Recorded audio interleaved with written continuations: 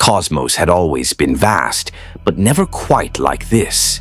Captain Elizabeth Reeves stood on the bridge of the USS Endeavour, watching stellar cartography fail to match a single constellation.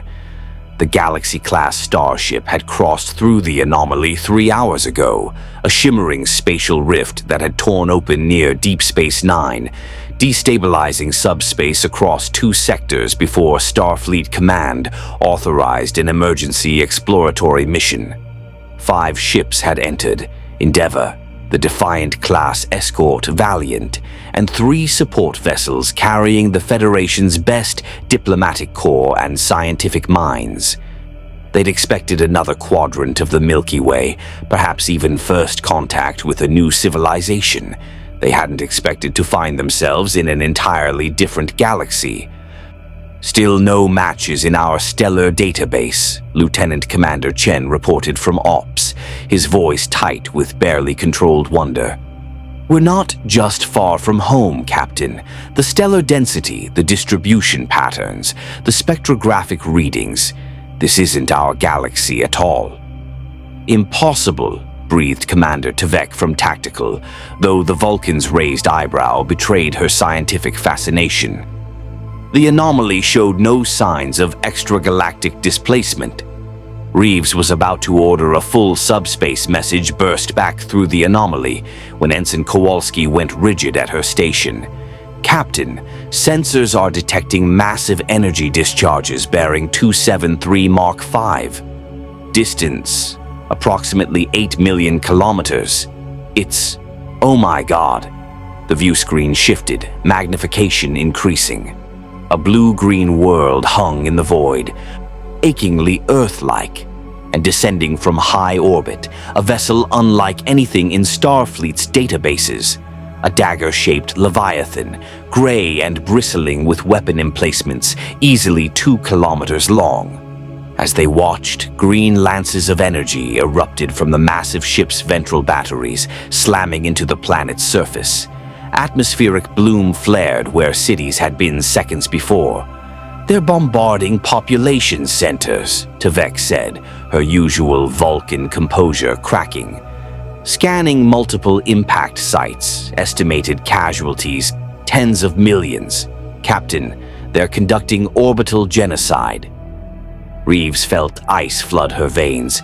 She'd seen the Borg assimilate worlds, witnessed the Dominion's cruelty during the war, but this was deliberate, methodical extermination from orbit while a helpless civilization burned below. "Hail them. All frequencies." "No response, Captain." "Wait.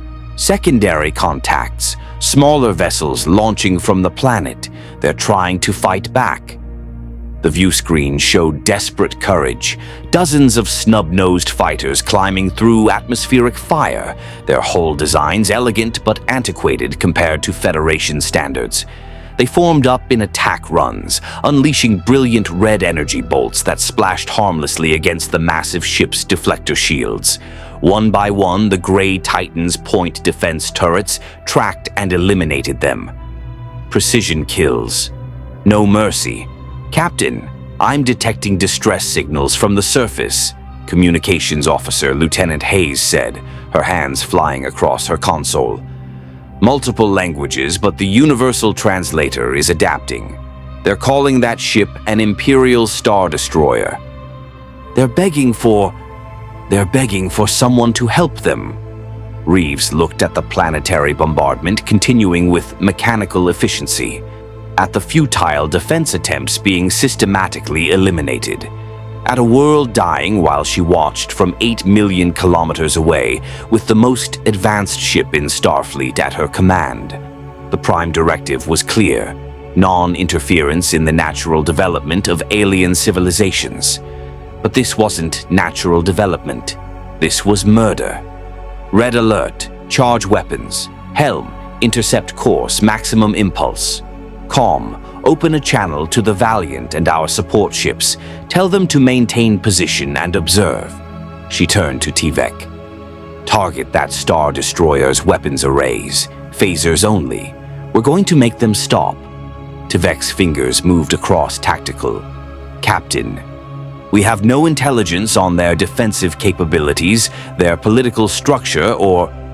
I saw what I needed to see, Commander. A planet burning and people dying. We can sort out first contact protocols after we've kept them alive to make contact with. If you want to see more characters enter different universes, hit that subscribe button and drop the name of a character and the universe you'd want to see them in down in the comments below. May the Force be with you. The Endeavour surged forward, her warp nacelles glowing as she accelerated toward the planet. On the view screen, the Imperial Star Destroyer continued its bombardment, utterly unaware that something from beyond their galaxy had just decided to interfere. Captain Reeves had made first contact dozens of times in her Starfleet career. She'd negotiated treaties, prevented wars, and welcomed new species into the galactic community with open arms and hopeful hearts. This time she was bringing phasers. The Imperial Star Destroyer, Inexorable, had been conducting planetary pacification operations for 6 hours when her sensor officer reported an anomaly. Captain Vost, unknown contact approaching at sublight speeds, configuration unrecognized, no hyperdrive signature detected. Captain Harrick Vost barely glanced up from his datapad, outlining the efficiency reports he'd need to file with Sector Command. Another backwater world refusing to pay proper Imperial taxes. Another tedious afternoon of demonstrating consequences. Rebel sympathizers attempting a rescue. Destroy them. Sir, the contact's energy signature is unusual. Shield configuration unlike anything in our databases.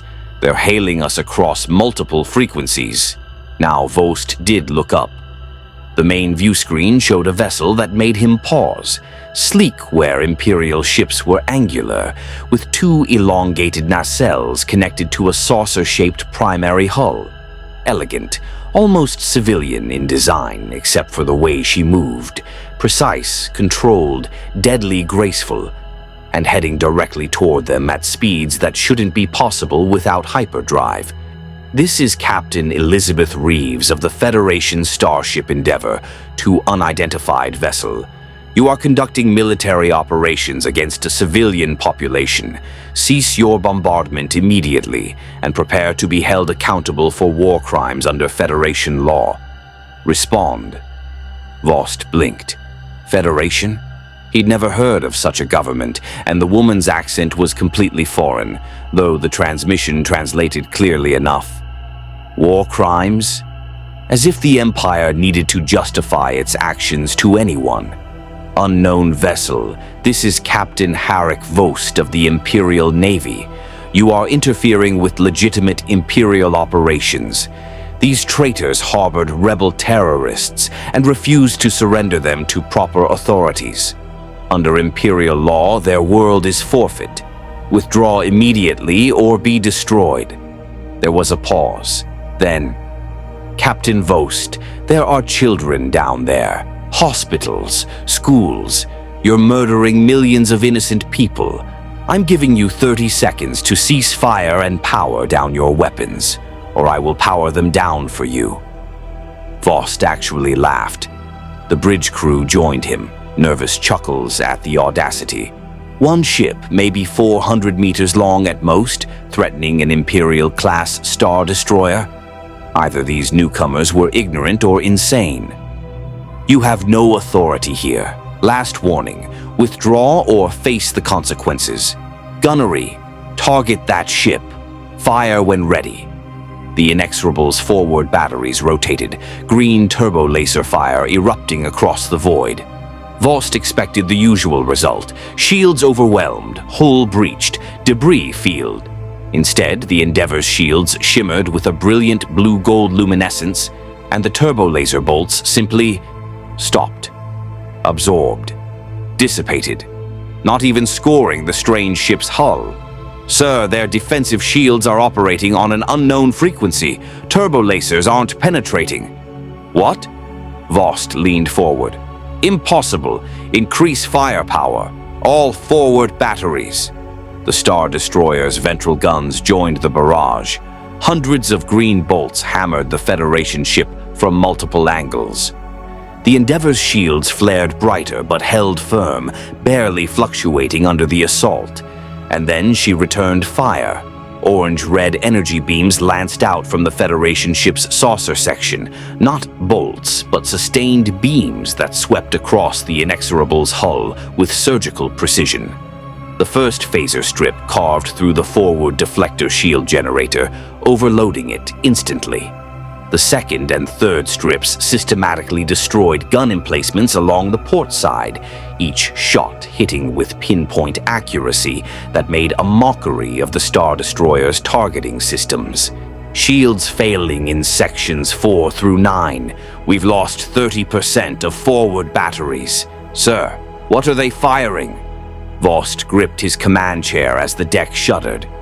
His ship, a symbol of imperial might that had cowed 100 worlds, was being dismantled by a single unknown vessel with technology he didn't understand. Evasive maneuvers, launch TIE fighters, send a priority distress signal to Captain Vost. The woman's voice cut through the bridge chaos with infuriating calm. I'm transmitting our shield modulation frequency specifications and our weapon signature analysis to your computers right now. You can verify we're only targeting your military systems. We haven't harmed a single member of your crew. Stand down now, or my next volley targets your bridge. Vost stared at the tactical display showing the Endeavor's impossible maneuverability, her shields that laughed at turbo lasers, her weapons that carved through Imperial-grade Durasteel like a vibroblade through synth flesh. Below, the planetary bombardment had ceased, not because he'd ordered it, but because his weapons were simply gone. Pride warred with pragmatism. He could continue the engagement, lose his ship and crew, and accomplish nothing. Or he could withdraw, report this encounter to Sector Command, and let someone else deal with these Federation lunatics. Helm emergency jump to hyperspace. Coordinates, Imperial Center. Now. Sir, retreating from... Now, Lieutenant. The Inexorable's hyperdrive engaged, and the massive Star Destroyer vanished into hyperspace, fleeing before a ship 1/10 its size. Captain Reeves watched the Imperial vessel disappear on her view screen and slowly released the breath she'd been holding. Damage report. Shields down to 87%. No hull damage, no casualties. Tvek's voice carried a note of satisfaction. Captain, their weapons technology is significantly behind Federation standards.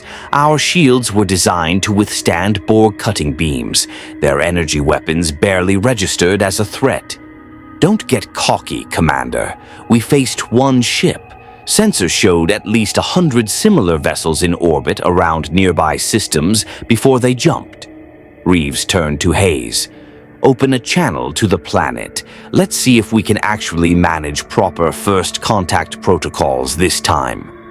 The view screen shifted to show a middle-aged humanoid male with gray-streaked hair, wearing simple robes and standing in what looked like a bombed-out command center. His species was remarkably human-like, though Reeves noted subtle differences in facial structure. Behind him, others worked frantically at damaged equipment. Unknown vessel. This is Governor Tresh Owen of Thoris Prime. We don't know who you are or where you came from, but you just saved 300 million lives. The Empire will return. They always return. We're grateful for your help, but you should leave before. Governor Owen, I'm Captain Elizabeth Reeves of the United Federation of Planets. We're not from your galaxy.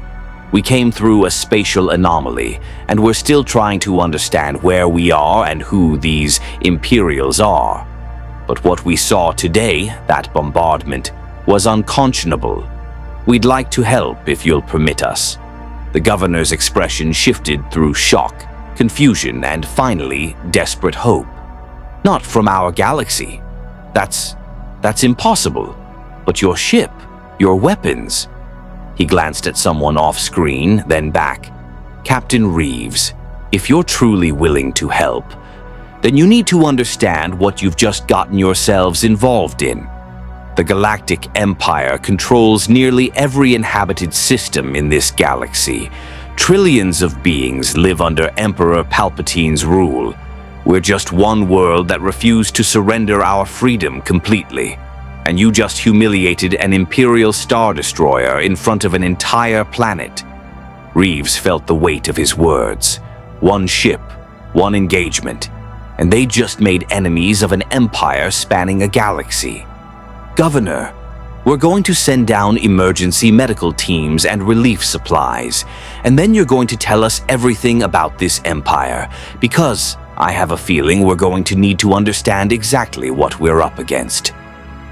As the Endeavor's transporter systems began beaming medical personnel and supplies to the devastated planet below, Captain Reeves stared at the stars of an alien galaxy and wondered what Starfleet Command would say when they received her report. She had a sinking feeling they'd just started something they couldn't easily stop. The subspace relay burst reached the Federation Task Force's flagship 3 hours after the engagement at Thoris Prime. Admiral Catherine Janeway stood in the USS Voyager's ready room, her personal command having been requisitioned for this mission given her experience with the unknown, and watched the priority message from Starfleet Command decode. Captain Reeves' after-action report had been comprehensive. Detailed sensor logs of the Imperial bombardment, tactical analysis of the Star Destroyer's capabilities, and perhaps most damningly, footage of the systematic orbital extermination she'd interrupted. The admirals and counselors on the screen looked tired. President Zeif spoke first, his Bolian features grave. Admiral Janeway, the Federation Council has reviewed Captain Reeves's report and the sensor data from the anomaly. We have 12 hours, perhaps less, before the spatial rift becomes too unstable to transmit through. After that, you'll be cut off from the Alpha Quadrant indefinitely until another crossing point can be established. He paused, weighing his next words carefully. What we witnessed on those recordings, the deliberate targeting of civilian population centers, the complete disregard for sentient life. The Council has debated for the past 2 hours about how to proceed. Admiral Ross leaned into frame, his expression harder than Janeway remembered from their time together during the Dominion War. Admiral, we've encountered hostile powers before. The Borg, the Dominion, species that threatened our existence.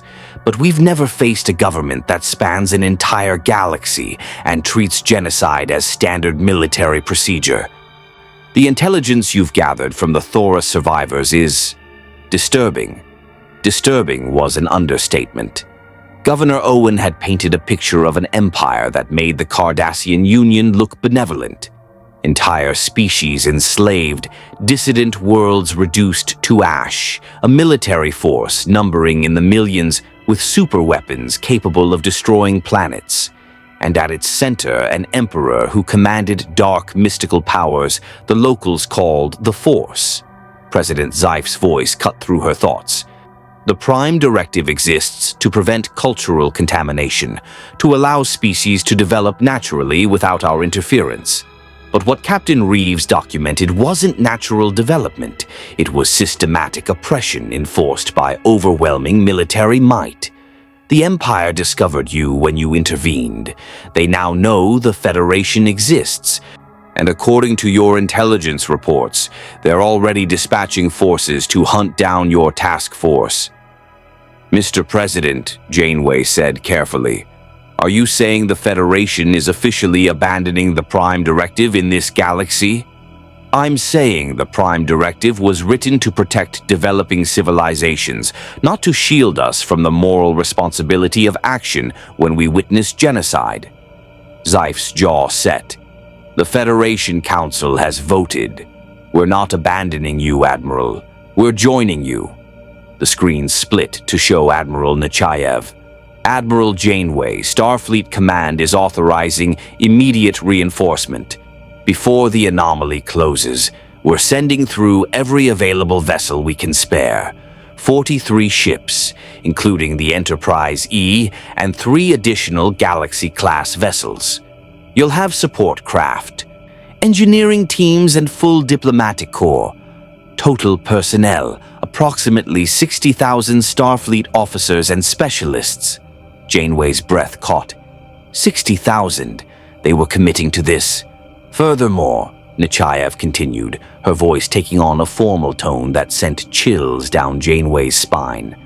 The Federation Council has reviewed the evidence of Imperial war crimes, the documented atrocities, and the clear and present danger this regime represents to every free being in their galaxy.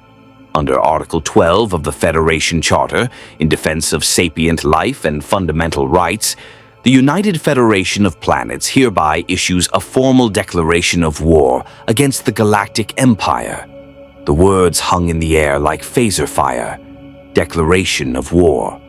The Federation, which had spent 2 centuries exploring, seeking peaceful contact, building bridges between species, was declaring war on a galactic power they'd known existed for less than a day. "Admiral," President Zeif said quietly, "we understand the enormity of what we're asking. The Federation has never launched a preemptive war of aggression, but this isn't aggression. This is intervention on behalf of the oppressed, defense of those who cannot defend themselves, and a stand for the principles we claim to hold sacred." The Council was unanimous. We cannot stand by and watch another galaxy burn under tyranny when we have the power to help. Admiral Ross pulled up a star chart. Your mission parameters are as follows. Establish contact with local resistance movements. These rebels Governor Owen mentioned. Provide technological assistance, medical aid, and tactical support. Your fleet is authorized to engage Imperial forces in defense of civilian populations and in coordination with indigenous resistance forces. This is not a conquest, Admiral. This is liberation support. Janeway nodded slowly, her mind already racing through implications. Admiral, with respect, 43 additional ships against an empire that spans a galaxy. We'd be outnumbered millions to 1, which is why you won't be fighting alone, Nechayev said. According to your intelligence, the Rebel Alliance has been fighting this empire for years. They know the territory, the tactics, the enemy's weaknesses. Your technological advantage combined with their local knowledge and numbers could shift the balance. This is a joint operation, Admiral. We're not invading. We're answering a distress call that's been echoing across this galaxy for years. Captain Jean-Luc Picard appeared on the screen, his presence commanding even through subspace. Admiral Janeway, the Enterprise is already preparing to cross through the anomaly. I've read Captain Reeves' report. What the Empire did to Thoris Prime. What they've done to countless worlds. His voice hardened. The line must be drawn here, no further. I'll be honored to serve under your command in this endeavor. Janeway felt the weight of history settling on her shoulders. She'd taken Voyager through the Delta Quadrant, faced the Borg Queen herself, made decisions that saved and cost lives. But this was different. This was the Federation abandoning centuries of cautious diplomacy and taking a stand. Mr. President, Council members, Admirals, I understand our orders. The task force will establish contact with the Rebel Alliance and coordinate our efforts against Imperial forces. We'll make the Empire regret what they did at Thoris Prime and every other world they've brutalized. She paused, then added, But sirs, the moment we commit to this, there's no going back. The Empire won't negotiate. They won't surrender. This will be a long war. Then we'd better make sure we're fighting it alongside people who've been surviving it for years, President Zeif replied. The anomaly will remain stable for 11 more hours. After that, you're on your own until we can establish another connection. Make it count, Admiral. Show this empire what the Federation stands for. And Admiral, Ross added, give them hell. The transmission ended. Janeway stood alone in her ready room, staring at the star chart of an alien galaxy. In 11 hours, the Federation would cross the Rubicon, bringing 43 starships, 60,000 personnel, and 2 centuries of accumulated technology to a galaxy that had never seen anything like them. She tapped her comm badge. "Janeway to all ships. Senior staff meeting in 1 hour. We have a war to plan." Outside the viewport, the anomaly shimmered, a doorway between galaxies that would soon close, trapping them in a conflict that might define the Federation's legacy or destroy it entirely. The decision was made. The die was cast. The Federation had just declared war on an empire of trillions. The coordinates Governor Owen provided led the Federation task force to a seemingly empty region of space in the Outer Rim, far from Imperial patrol routes. Captain Reeves brought the Endeavour out of warp to find nothing but asteroids and cosmic dust. Sensors detecting faint energy signatures within the asteroid field, Tvek reported. Configuration suggests concealed installations, multiple ship-sized contacts attempting to hide their emissions. Not very successfully. They're probably not used to sensors this sophisticated, Reeves observed. Hail them. All frequencies. Tell them we're here on behalf of Thoris Prime, and we'd like to talk. The response came faster than expected, a gravelly voice with an accent that suggested a life lived in space. "Unidentified vessels. This is Commander Darex of the Rebel Alliance. We've heard stories about what you did at Thoris. Took down a Star Destroyer without losing a single ship. Half the Alliance thinks you're a myth, and the other half thinks you're an Imperial trap. So forgive us if we're a little skeptical about new friends showing up with advanced technology and promises of help." Reeves smiled slightly. Paranoia was healthy in a guerrilla organization. "Commander Darex, we're transmitting full sensor logs of the Thoris engagement and our encounter with the Empire. We're from a government called the United Federation of Planets, and we're not from your galaxy. We came through a spatial anomaly, witnessed Imperial atrocities, and our government has authorized us to provide assistance to resistance movements against Imperial oppression." There was a long pause when Derek spoke again. His voice carried careful skepticism. "Not from our galaxy. That's creative. We've heard every cover story from smugglers trying to infiltrate our cells. But those sensor logs show shield technology we've never seen and weapons that carved through a Star Destroyer like it was a training target. If you're really who you say you are, we need to verify that in person. And if you're an Imperial trap, well, we've escaped worse. Understood. We're prepared to meet your representatives. Stand by for coordinates. And Captain, come alone. One ship. If this is legitimate, we'll talk. If it's not, let's just say these asteroids have surprises even your fancy shields might not like." The channel closed. Tvek raised an eyebrow. "Captain, they're threatening us with concealed weapons while asking for our help. Curious diplomatic approach." "They're survivors, Commander. They've learned not to trust easily." Reeves studied the tactical display. "Helm, take us to those coordinates. Yellow alert. Let's not give them a reason to test their hidden weapons." The Endeavour navigated through the asteroid field to a cluster of larger asteroids that had been hollowed out and converted into a makeshift base. As they approached, sensors revealed the extent of the operation. Modified cargo haulers, outdated starfighters with mismatched components, and shield generators that looked like they'd been salvaged from a dozen different sources. The entire base was held together with ingenuity, spare parts, and desperation. "They're running on fumes," Reeves murmured. "Look at those power signatures. Half their systems are barely operational. A docking port extended from the largest asteroid. They're inviting us to dock, Captain," the helm officer reported. "Proceed. Away team to Transporter Room 1. Tvek, you're with me. Lieutenant Hayes, Commander Chen, phasers on heavy stun but holstered. Let's not start this relationship by looking aggressive. 10 minutes later, Captain Reeves materialized in a conference room that had clearly been a cargo bay in its previous life. The walls were bare metal, the lighting was uneven, and the air recycling system hummed with an unhealthy rattle. Gathered around a salvaged conference table were 5 beings, 3 humans, 1 humanoid with blue skin and red eyes, and what appeared to be a bipedal amphibian.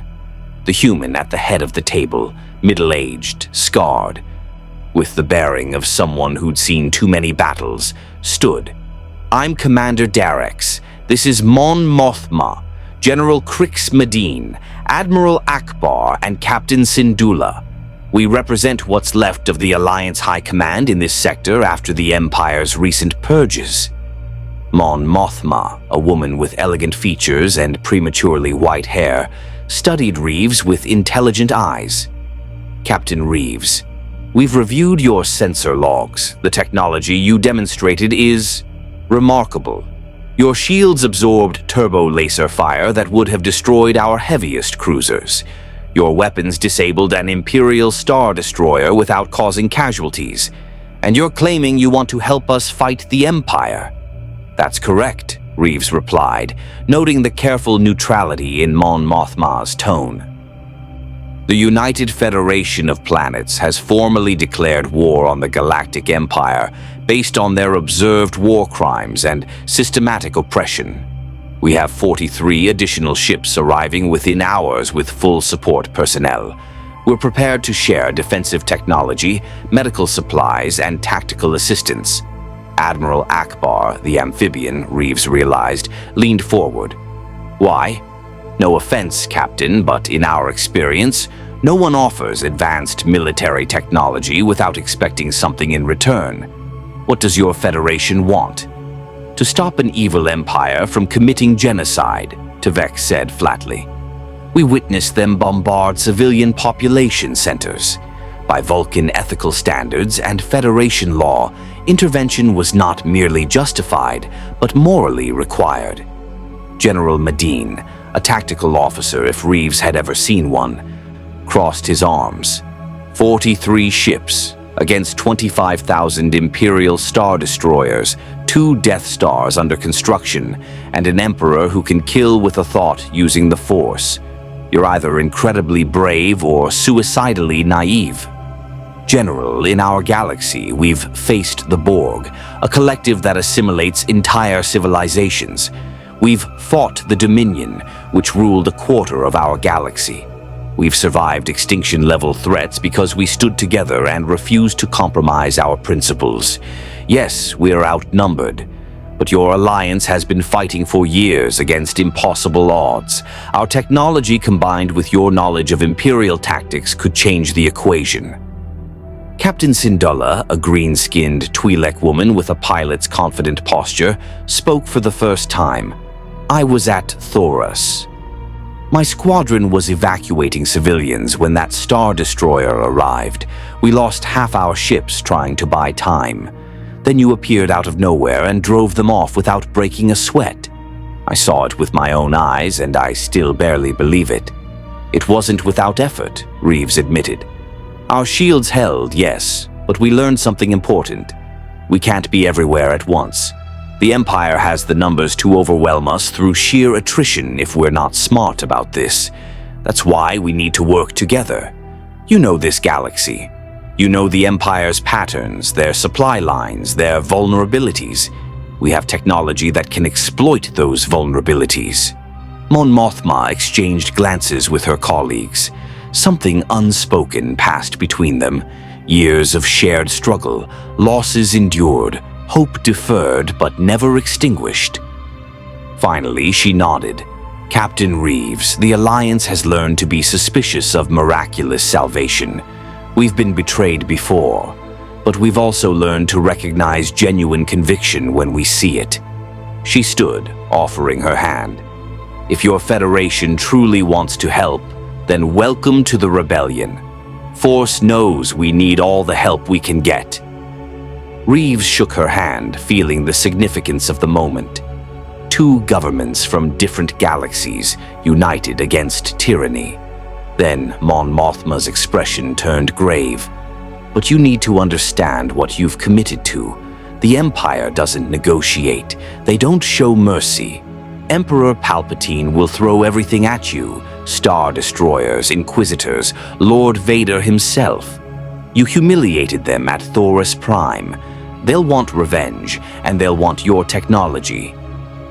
You've just painted a target on every ship in your fleet. We're aware of the risks, Reeves replied. Are you?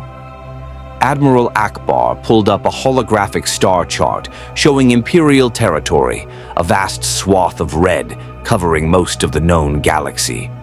This is what we're fighting. Not a government, not an empire, a machine that grinds civilizations to dust and rebuilds them in the Emperor's image.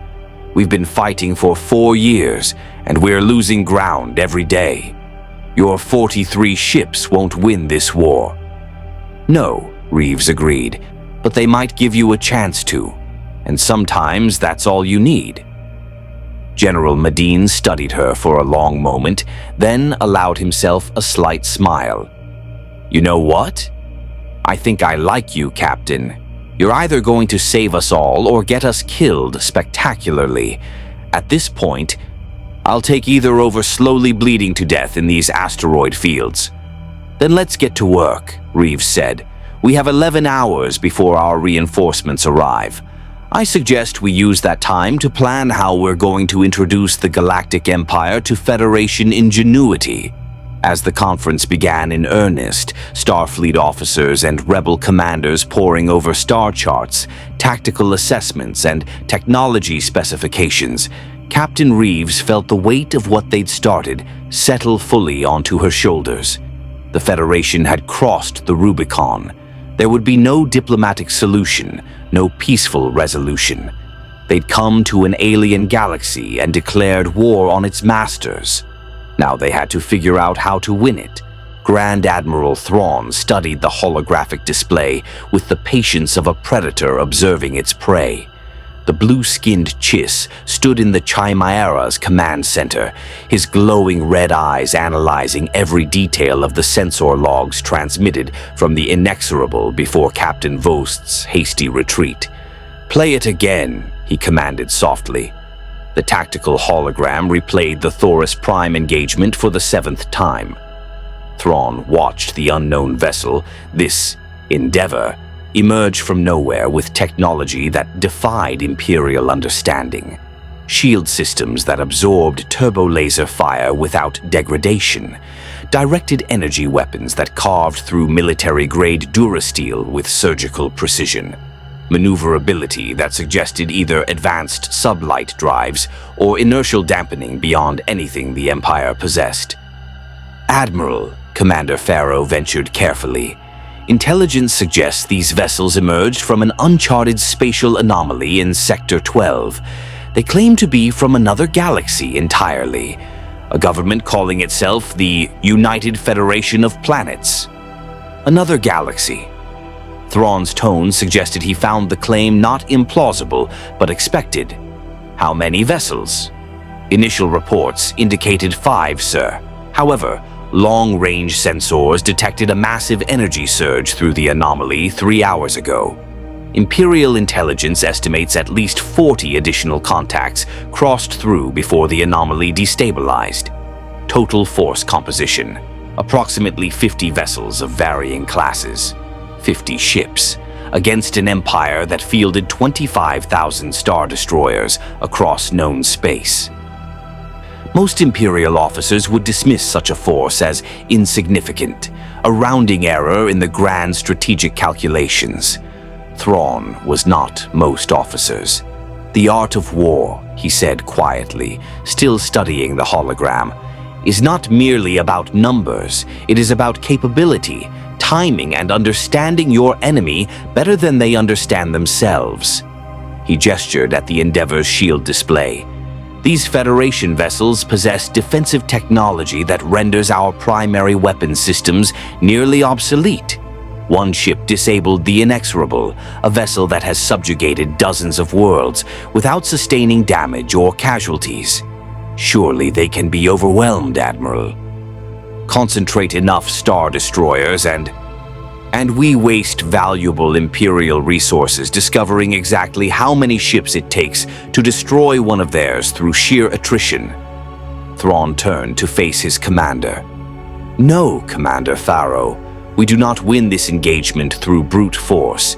We win by understanding who these people are, what they value, and how to exploit the weaknesses their very virtues create.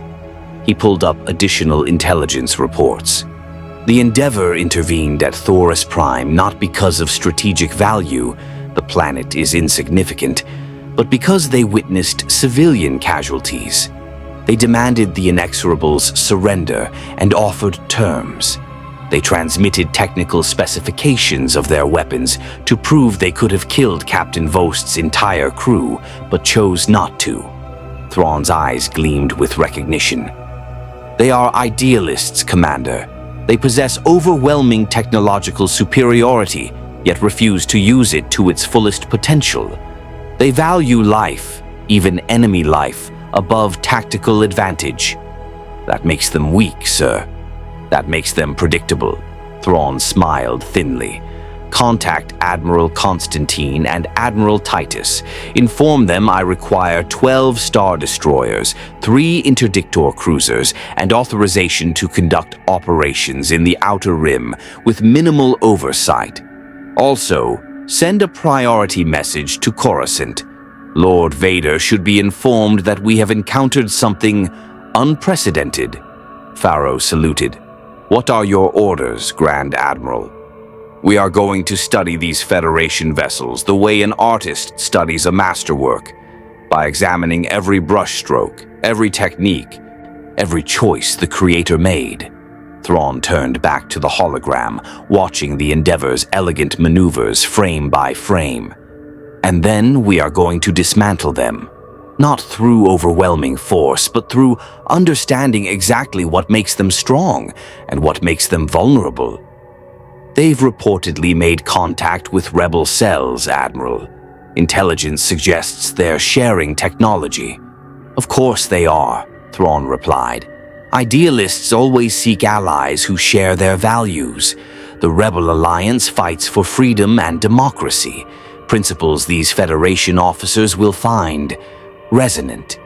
They will share shield technology, medical advances, perhaps even weapons specifications. They will train Rebel personnel and coordinate joint operations. Then we should strike immediately, before the Rebels can integrate their technology. No, Thrawn's voice carried absolute certainty. We let them integrate. We let the Rebels grow confident with their new allies and their new shields. We let the Federation believe their technological superiority guarantees victory, and while they focus on tactical successes, we learn everything about them, their psychology, their limitations, their response patterns. He pulled up a star chart showing Rebel activity in the Outer Rim. The Federation will not abandon their principles, even when those principles become liabilities. They will protect civilians. They will minimize casualties. They will follow rules of engagement even when we do not. These are not weaknesses to mock, Commander. These are levers we can manipulate to achieve strategic objectives they cannot prevent. You sound almost respectful of them, sir. Thrawn considered this. I respect any opponent who forces me to adapt. The Federation's technology is remarkable. Their tactics are sophisticated. Their strategic thinking appears sound. But they are fighting a war in a galaxy they do not understand, against an enemy who has spent decades perfecting the art of subjugation. His red eyes gleamed. They will learn, Commander. But by the time they do, it will be too late. He downloaded the tactical data to a personal data pad. I will be studying these engagement logs for the next several hours. When Admiral Constantine arrives, inform him we are hunting something far more dangerous than rebel sympathizers. We are hunting idealists with superior technology who believe they can save this galaxy. And can they, sir? Thrawn smiled, a cold expression that never reached his eyes. Not if I have anything to say about it. As the Grand Admiral retreated to his private quarters to analyze the Federation's tactics through the lens of art, psychology, and warfare, the Chimera began coordinating with Imperial forces across 3 sectors. Thrawn's reputation ensured full cooperation. When the Empire's greatest strategic mind requested resources, only fools refused. Within hours, a task force was assembling. Not the largest Imperial formation, Thrawn didn't need overwhelming numbers. He needed mobility, intelligence, and the ability to exploit the one advantage the Empire possessed that the Federation could never match: complete willingness to sacrifice anything and anyone to achieve victory. The Federation had declared war with noble intentions and superior technology. Thrawn would teach them that in the darkness of this galaxy, nobility was often just another word for exploitable weakness. The Battle of the Hydian Way began with an Imperial miscalculation. Admiral Constantine, eager to prove himself after Thrawn's requisition of his forces, had assembled 6 Star Destroyers in a blockade formation designed to trap rebel supply convoys using the major hyperspace route. Intelligence suggested the rebels would attempt a supply run within 48 hours, and Constantine intended to demonstrate that Imperial might still dominated the galaxy, regardless of these Federation interlopers. What he hadn't anticipated was that the rebels had shared the blockade's location with their new allies. Dropping out of warp in 3, 2, 1. The USS Enterprise E, along with the Defiant, the Valiant, and 3 Miranda-class frigates, materialized in normal space at the edge of the Imperial formation. Captain Jean-Luc Picard stood on his bridge, taking in the sight of 6 massive dagger-shaped vessels arranged in a cordon across the hyperspace lane. "Impressive," Commander Worf rumbled from Tactical. Each vessel masses approximately 1.6 million metric tons. Combined firepower, significant. Shields, inadequate by our standards. "Hail them," Picard ordered. "Perhaps we can resolve this without violence." "Captain," Data observed from Ops, "given the Empire's response pattern to previous diplomatic overtures, the probability of successful negotiation is approximately 0.03%. "Then we'll be that 0.03%, Mr. Data." The response from the lead Star Destroyer was immediate and hostile. Admiral Constantine's face appeared on screen, a human male with the arrogant bearing of someone accustomed to intimidating opponents through sheer mass. "Unknown vessels, you are in violation of Imperial space. Power down your engines and prepare to be boarded. Failure to comply will result in your immediate destruction." Picard clasped his hands behind his back. "I am Captain Jean-Luc Picard of the Federation's Starship Enterprise. We are here to escort rebel supply vessels through this hyperspace lane. I'm giving you the opportunity to withdraw peacefully. Your blockade violates the sovereignty of independent systems, and I don't negotiate with terrorists or their alien sympathizers." Constantine's expression twisted with contempt. "All ships, open fire. Destroy them." The 6 Star Destroyers unleashed a coordinated barrage. Hundreds of green turbo laser bolts converged on the Federation formation from multiple vectors, a display of firepower that had reduced planetary defenses to slag across 1,000 worlds. The Enterprise's shields shimmered blue-gold, absorbing the assault with barely a fluctuation. The smaller Federation vessels, even the frigates, held firm under fire that should have vaporized them instantly. "Shields holding at 97%, Worf reported with satisfaction. "Their weapons are ineffective against our shield frequencies." "Return fire," Picard commanded.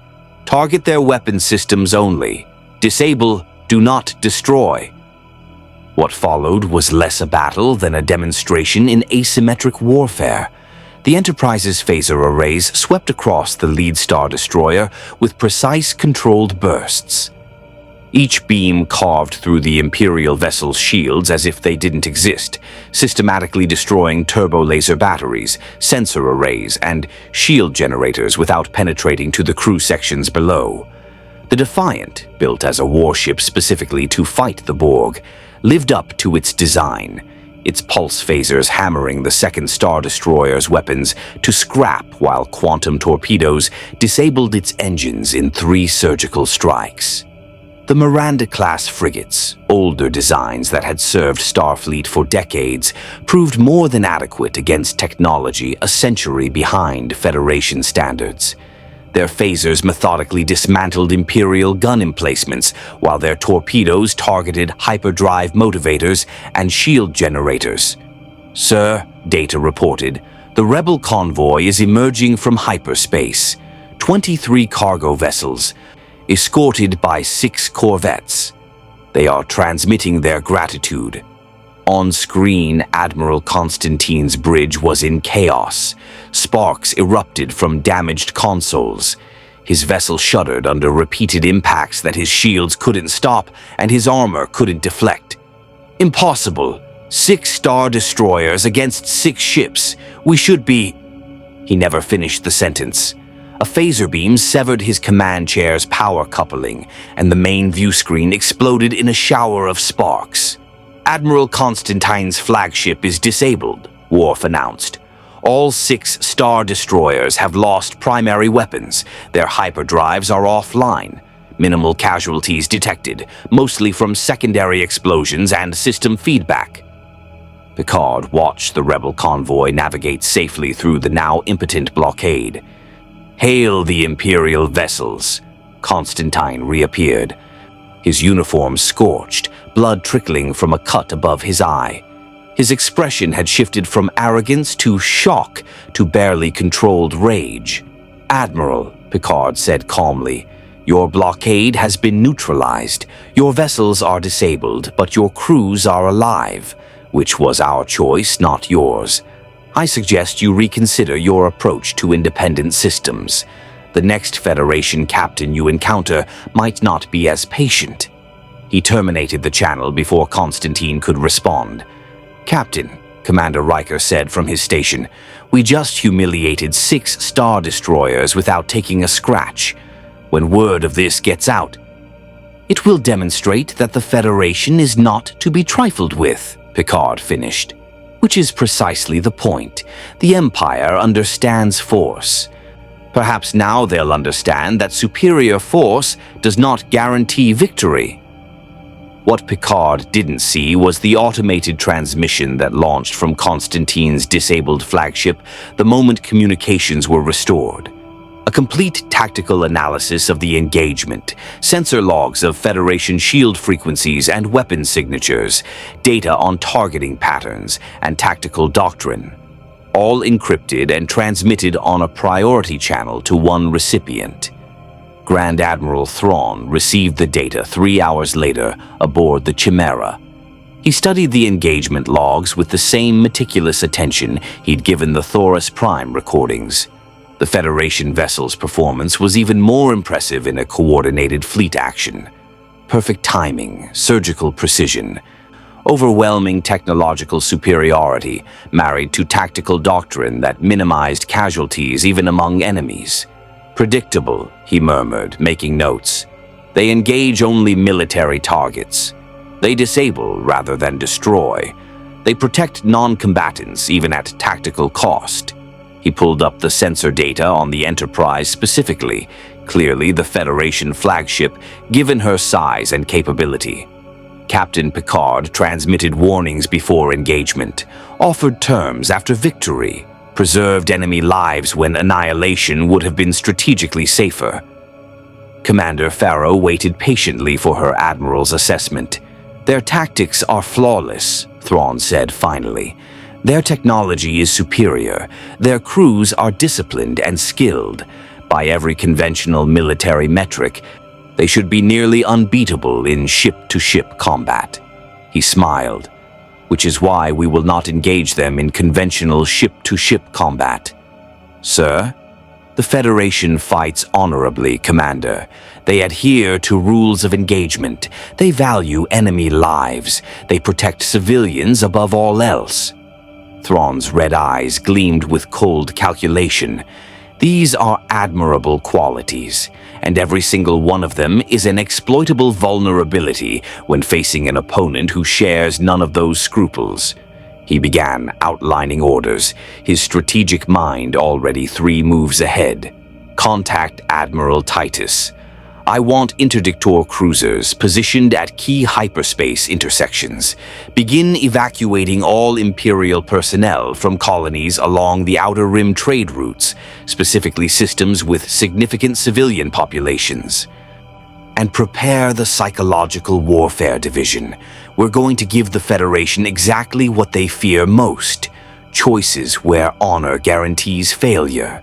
As the Chimera began coordinating Imperial forces for Thrawn's trap, the Enterprise rendezvoused with the Rebel convoy at the prearranged coordinates. The Rebel crews were jubilant.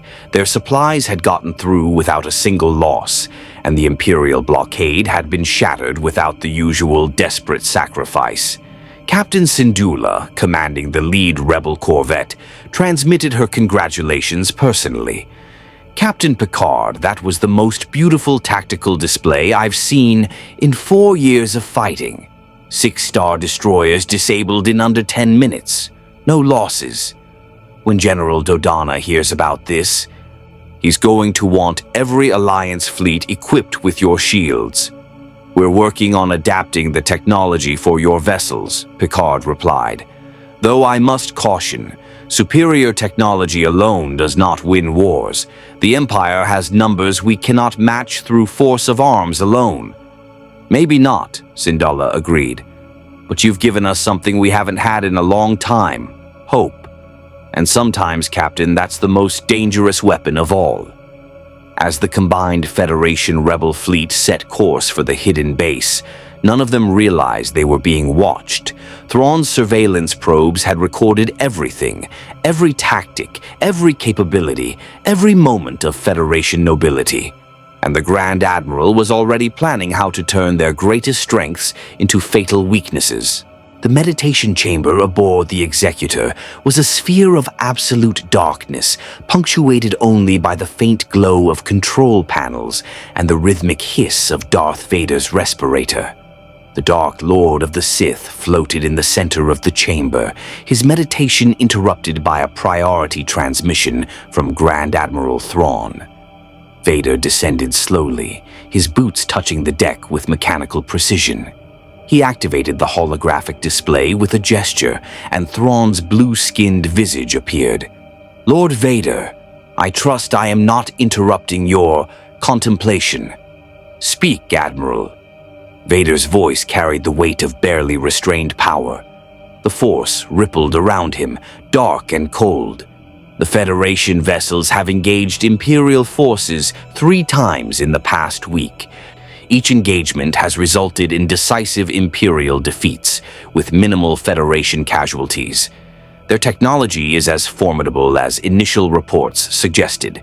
However, I have identified patterns in their tactical doctrine that suggest exploitable weaknesses. Your analysis is noted." Vader's breathing filled the silence. "The Emperor is displeased with these newcomers. He senses a disturbance in the Force, something alien and unpredictable. He has commanded that I personally investigate these Federation vessels and their leadership." "An excellent decision, my lord. Their captains appear to be highly principled individuals. They adhere strictly to rules of engagement, even when tactical advantage would be served by deviation. They prioritize preservation of life, including enemy life, above strategic objectives. Honor." The word dripped with contempt. The Jedi clung to such illusions. It made them weak, predictable, easily destroyed. "Precisely, Lord Vader. Which is why I have prepared a scenario designed to force the Federation into an impossible choice. They will either compromise their principles, revealing them as hollow rhetoric, or they will maintain their honor and suffer catastrophic losses. Thrawn's expression remained neutral, but satisfaction colored his tone. Either outcome serves our purposes. Vader considered this. The Grand Admiral was brilliant, perhaps too brilliant for his own good, but useful nonetheless.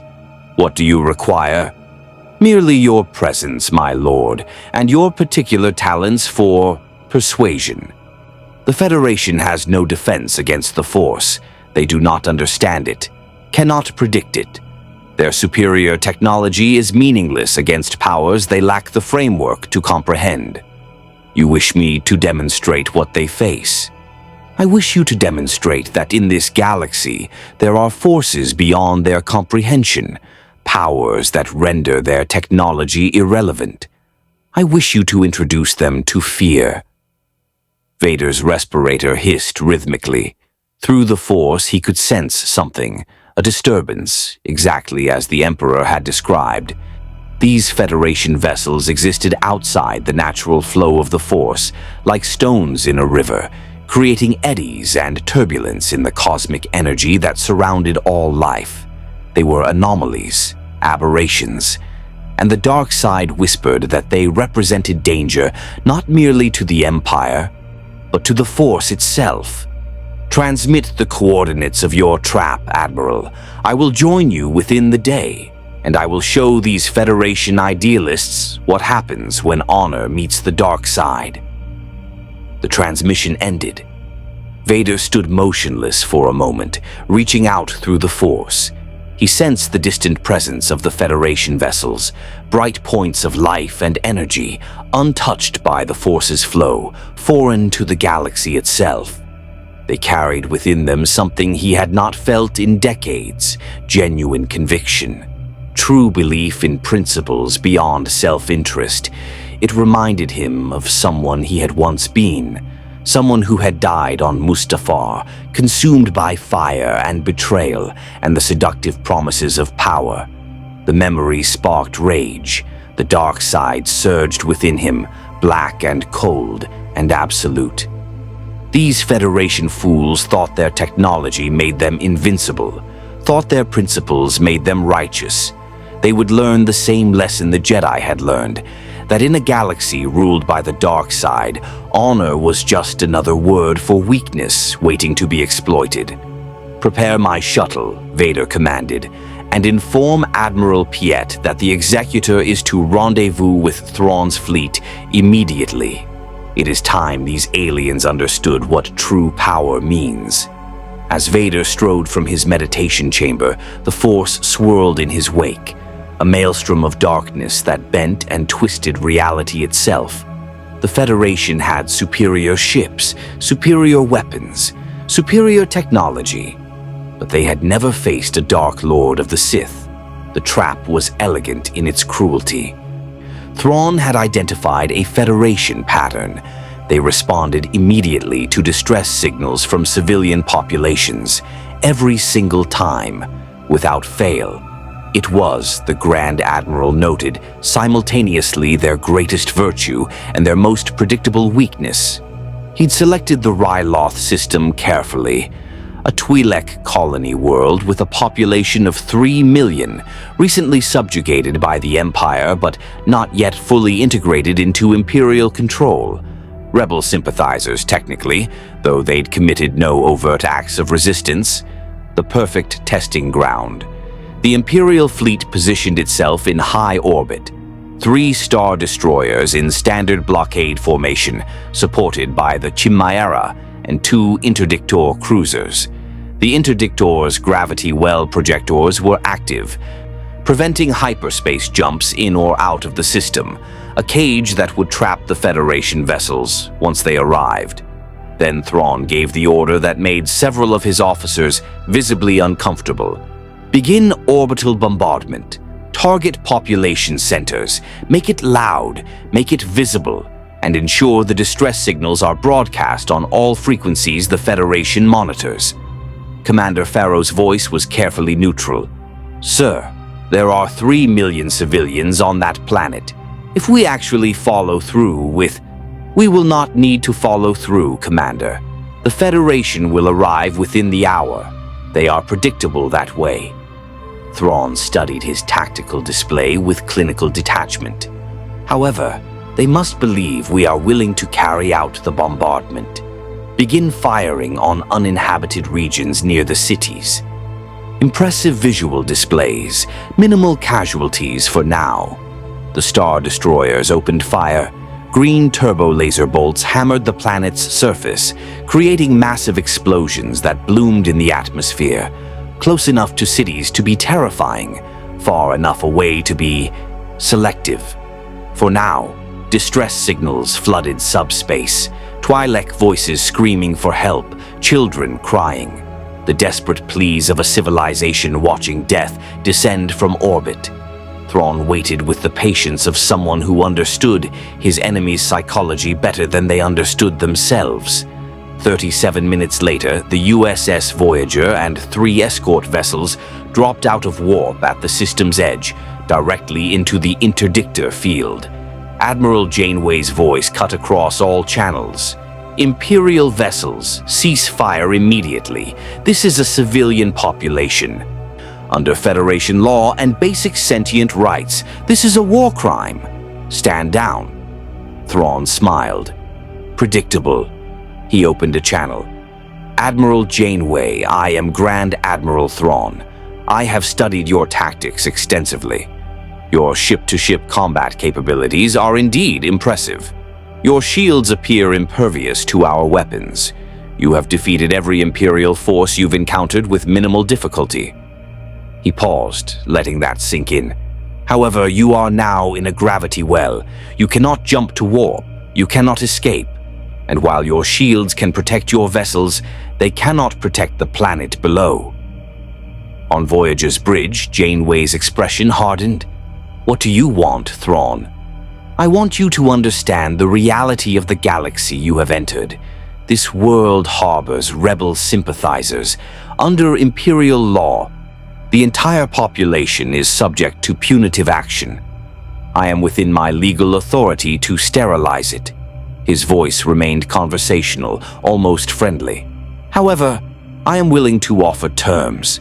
Surrender your vessels. Allow my forces to board and study your technology. In exchange, I will spare the 3 million civilians below. You're using innocent people as hostages. I am offering you a choice, Admiral. Your principles or their lives. Your superior technology is useless against an enemy willing to do what you will not. Janeway's jaw clenched. Her crew looked to her, waiting for orders. The Voyager could probably destroy 1 or 2 Star Destroyers before the others started targeting cities in earnest. But with the interdictors active, they couldn't escape. Couldn't reposition. Couldn't... Admiral, Chakotay said quietly.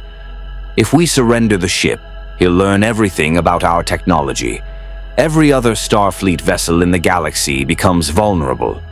And if we don't, 3 million people die. Janeway's voice was hollow. Thrawn watched the Federation flagship hold position, weapons powered but not firing. He could almost see Admiral Janeway's internal struggle, duty versus morality, strategic necessity versus immediate horror. You have 60 seconds to decide, Admiral. After that, I target the capital city, and I will hold you personally responsible for every death that results from your refusal to cooperate. It was beautiful, really. Thrawn had created a scenario where the Federation's greatest strength, their unwavering commitment to protecting innocent life, guaranteed their defeat. If Janeway surrendered, the Empire gained access to Federation technology. If she refused, she violated every principle the Federation claimed to hold sacred. Either way, Thrawn won. 50 seconds remaining. Then the darkness came. The Executor emerged from hyperspace like a dagger of absolute darkness, her 8-kilometer hull blotting out the stars. The Super Star Destroyer dwarfed every vessel in the system, Imperial and Federation alike. a monument to overwhelming force that had broken the spirits of 1,000 worlds. From the Voyager's bridge, Admiral Janeway watched the massive vessel take position above the planetary bombardment fleet. She'd faced the Borg cube that had decimated Starfleet at Wolf 359. She'd stared down Species 8472 in fluidic space, but this ship radiated something beyond mere threat. It radiated dominion. "New contact," Harry Kim announced, his voice tight. "Superstar destroyer class, mass 19 million metric tons. Crew complement estimated at 280,000. Weapons grid, Admiral. Her firepower exceeds everything else in this system combined." "Life signs?" Janeway asked, though she already suspected the answer. 279,999 standard humanoid life forms. And one, reading I can't identify. It's like a void in our sensors. A gap where someone should be but isn't. The communication channel crackled to life. Not Thrawn's cultured tones this time. Something else.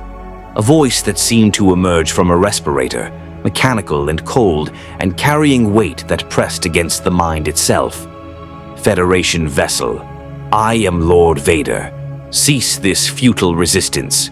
Your shields cannot protect you from powers you do not comprehend. Your weapons cannot harm what you cannot understand. Surrender now, or I will demonstrate why the Jedi Order fell before the Empire's might." Janeway opened her mouth to respond, but the words died in her throat. The view screen showed a shuttle launching from the Executor, a simple Lambda-class transport that should have been beneath notice, except she could feel something from that shuttle, a pressure, a presence, not through sensors but through something more primal. Every instinct screamed danger. "Admiral," 7 of 9 reported from her station, her Borg implants processing data with inhuman speed. "That shuttle is approaching our position. I am detecting unusual energy patterns surrounding it. They do not match any known power signature in our databases. The patterns are organic, as if reality itself is bending around the vessel." "Tractor beam," Janeway ordered. "Bring it to a stop." The Voyager's tractor emitters engaged, invisible force fields reaching out to grasp the shuttle. For a moment, the shuttle's trajectory shifted. Then something pushed back.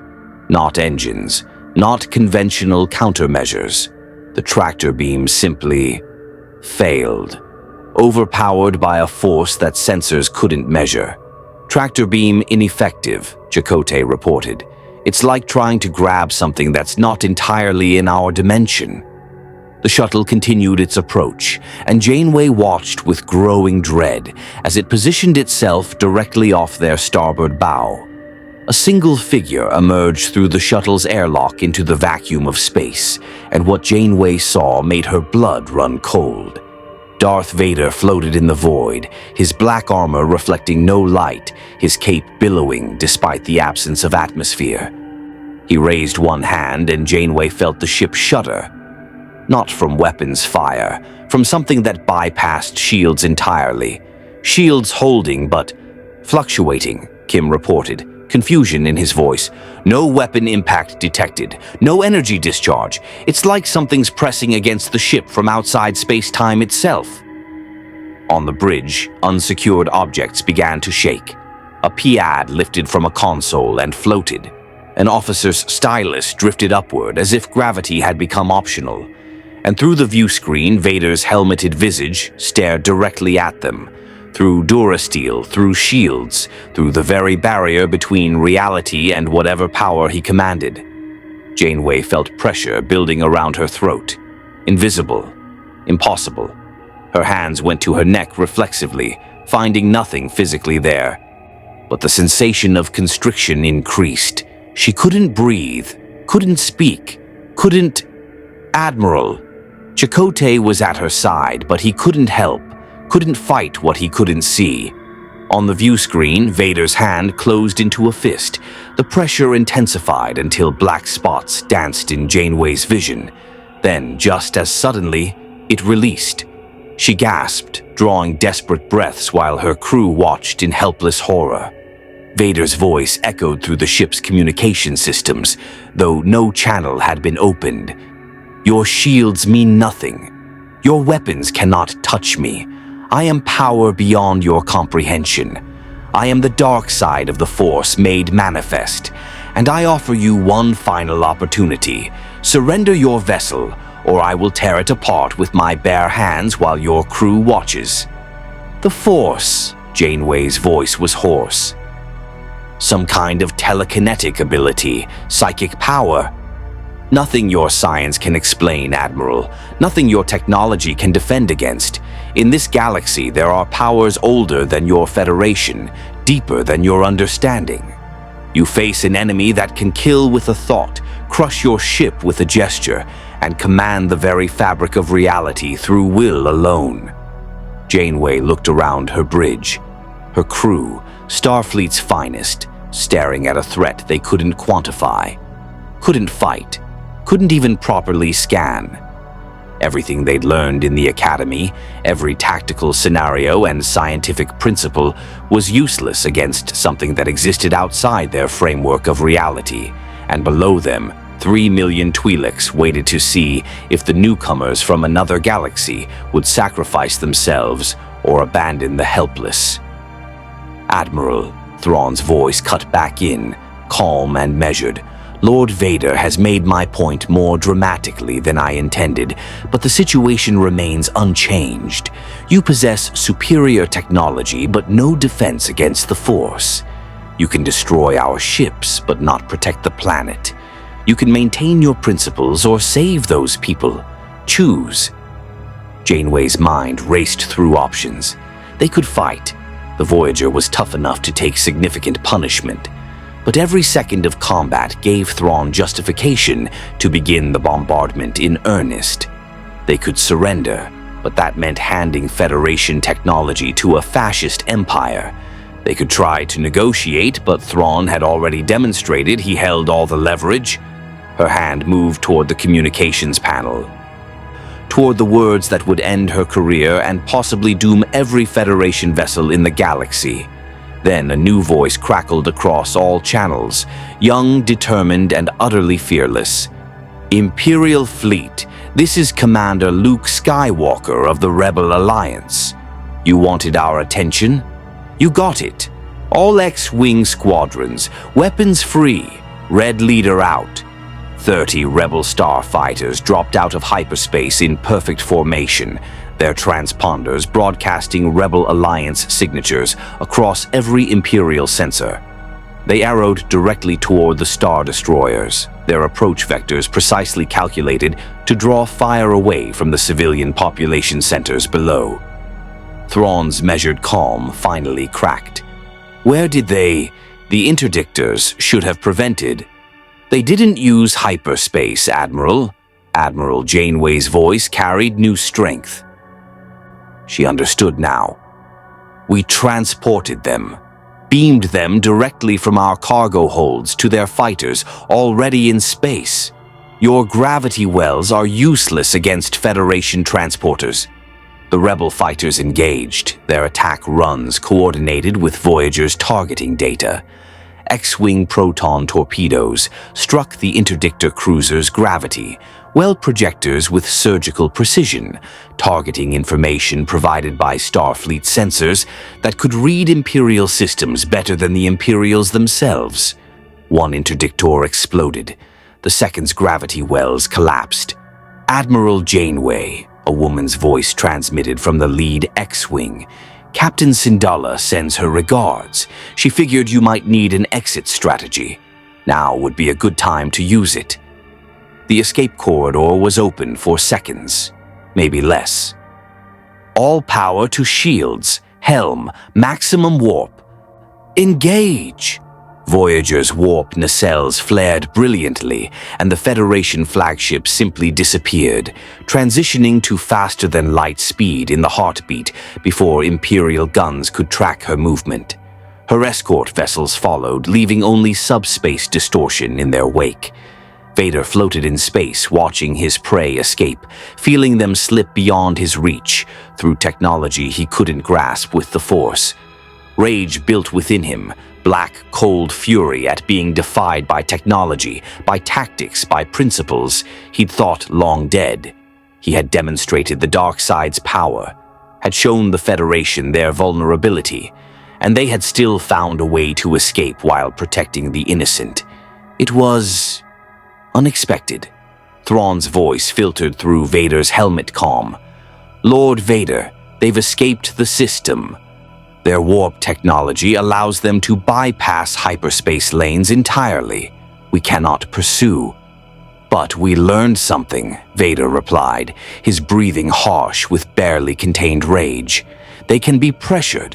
They can be frightened, and when faced with impossible choices, they rely on their rebel allies to provide solutions their principles alone cannot."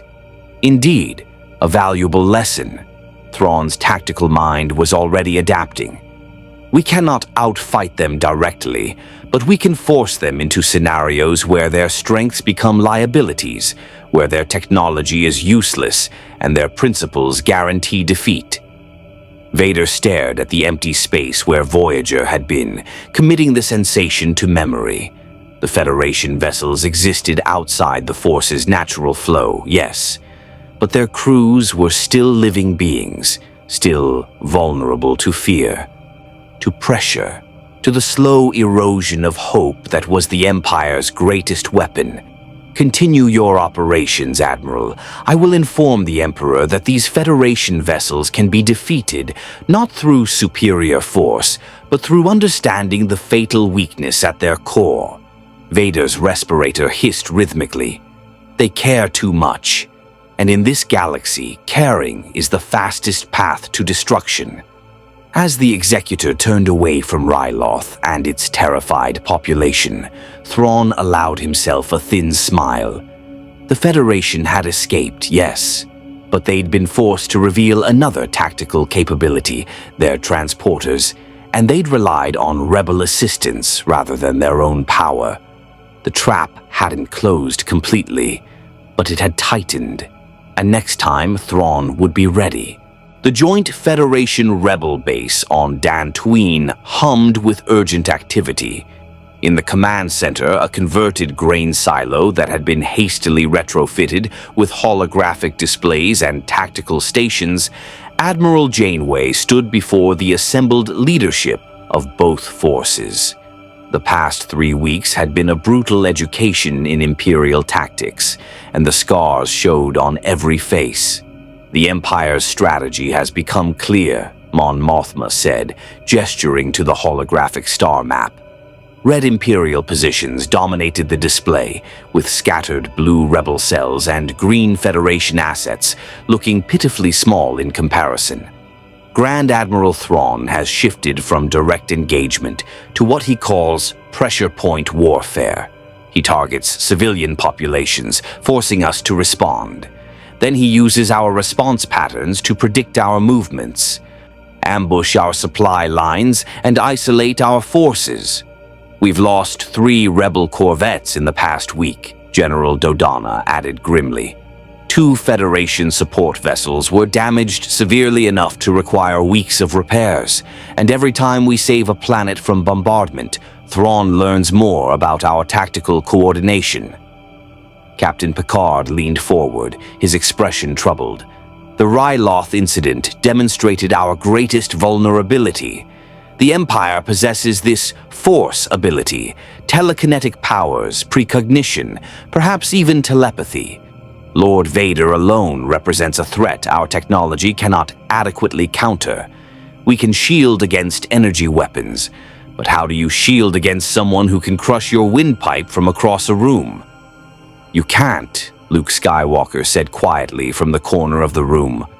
The young rebel commander had been studying with the few surviving Jedi texts the Alliance possessed. "The Force is part of this galaxy's fundamental nature. You're outsiders. Your technology works differently because you come from a place where the Force doesn't exist.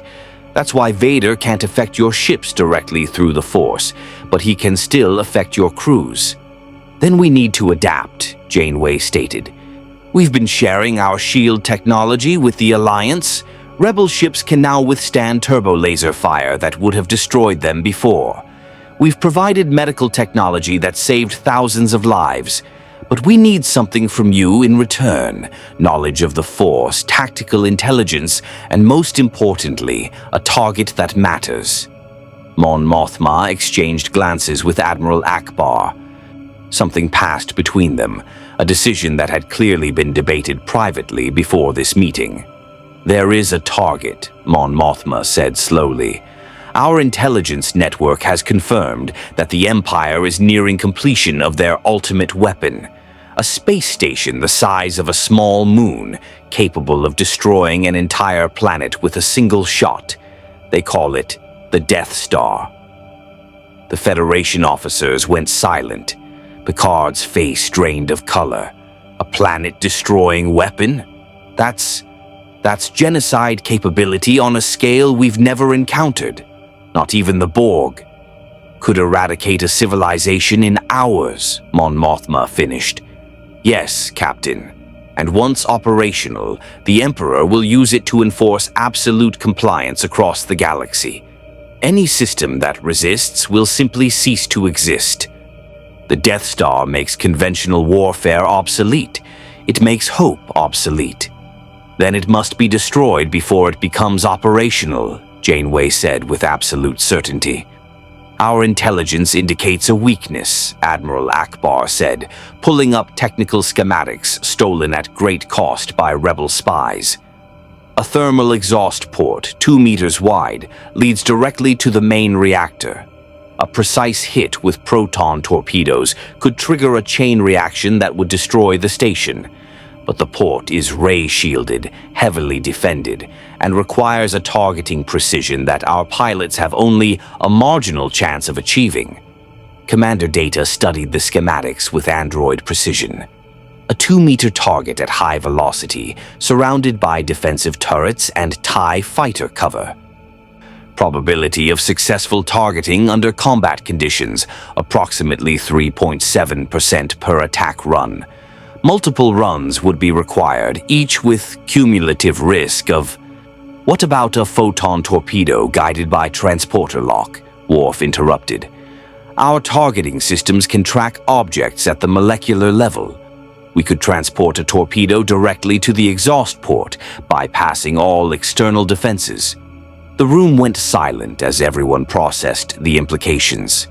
You could do that? Luke asked, his voice carrying new hope. Just materialize a weapon inside their defenses. Our maximum transporter range is approximately 40,000 kilometers, Data replied. Within that range, yes, we could transport ordnance directly to the target coordinates. However, the Death Star's mass and power generation would create significant interference. We would need to be dangerously close to guarantee successful materialization, which means running the gauntlet of every turbo laser battery and TIE squadron protecting the station, Picard said. A suicide run. No, Janeway countered. A calculated risk. The Death Star represents an extinction-level threat. If we don't stop it now before it's operational, we'll face it under even worse circumstances, and Thrawn knows we know about it. He'll be expecting us to try something, which means we need to give him what he expects, and then do something completely different. Mon Mothma leaned forward. What did you have in mind, Admiral? A feint. Multiple feints, actually. We hit Imperial supply depots across 3 sectors simultaneously. Make Thrawn think we're trying to starve the Death Star of resources before completion. While Imperial forces respond to those attacks, a small strike team, Federation and Rebel ships working together, makes a precision strike on the Death Star itself.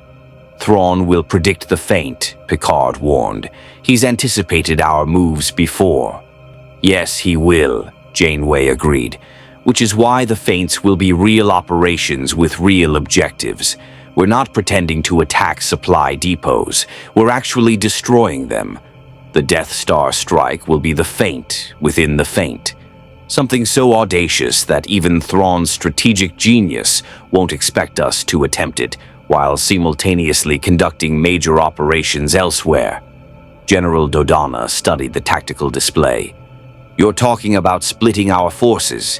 If Thrawn sees through the deception, he could destroy each element piecemeal. Then we make sure he doesn't see through it until it's too late, Janeway replied. Captain Picard, you'll lead the supply depot raids with half our fleet and the majority of rebel corvettes. Make it look like our main offensive. Draw Thrawn's attention. Meanwhile, I'll take Voyager, the Defiant, and a squadron of X-Wings led by Commander Skywalker directly to the Death Star. The Executor will be there, Worf noted. Vader will be there. We barely escaped him at Ryloth. I know, Janeway said quietly, but if we don't stop the Death Star now, entire worlds will die.